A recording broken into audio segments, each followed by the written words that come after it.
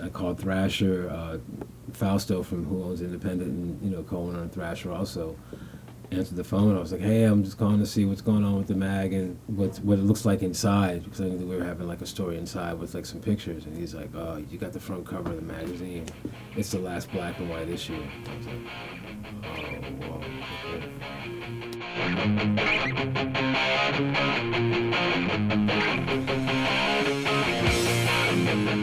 As far as I know, he's never had a job, a job, other than truly hustling music. But he's been steadfast to the belief that this is what I want to do, this is what I'm going to do. He's just somebody who's been really inspiring to me in that sense that he's really lived by the conviction that he wants to be a musician.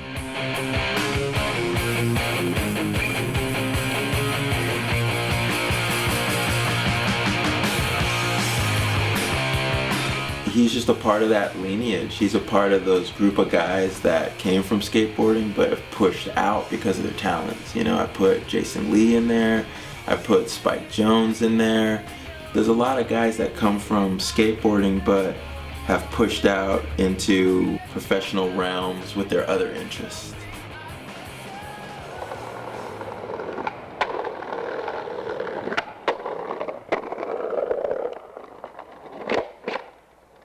One day, him and Tom Groholski showed up at my door at my mom's house, and that was, I don't know, I think I was 16 or 17, and they ended up staying with me. They had driven across the country and just on a skate trip, and that's really when we really solidified our friendship, because we started playing music together even back then.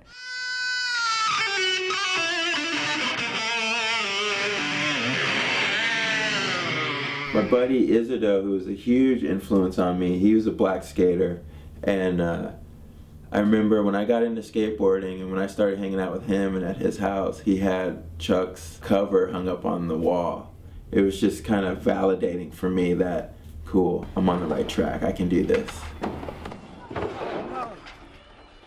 Tom Groholski and I were skating his ramp in North Brunswick, New Jersey. And Tom was a great skater, and so basically he was the one leading the image of people looking at what's this backyard ramp in New Jersey.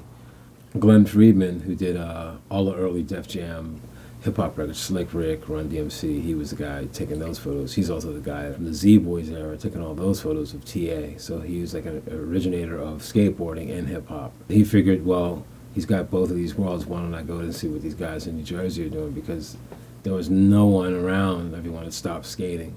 Started taking photos, and Tom and I were doing doubles, and so he saw me do this trick, which is like a Dwayne Peters trick, a layback rollout.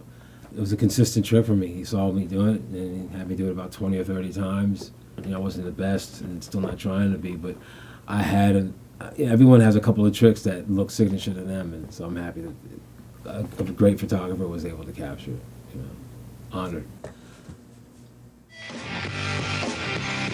He plays the drums first. He plays the bass second. And he plays the guitar third. It's all perfect. He does it in one take. When I first met him, he was really a guitar player, even though he's a drummer as well, but that's what I knew him as. So in turn, he's had to really woodshed and get his skills together on every instrument. Like I remember seeing Chuck on Jay Leno playing with Urge Overkill. I know Chuck's played with Billy Joel. I'm sure a lot of the people that he's working for, they have no idea he's a skateboarder. He's holding his own with what he's doing.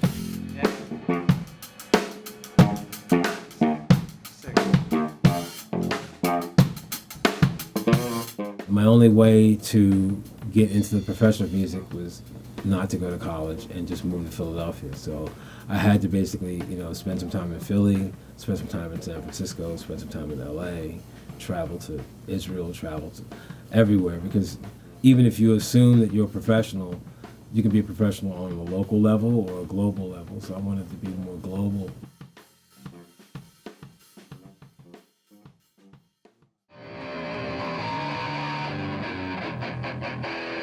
We always had love for skateboarding and love for music. So if you're doing both of those things and you're at a level of appreciation, they're going to become you. And I'm just happy that we had a chance to create something that wasn't already done. You know, it was being created as we were experiencing it.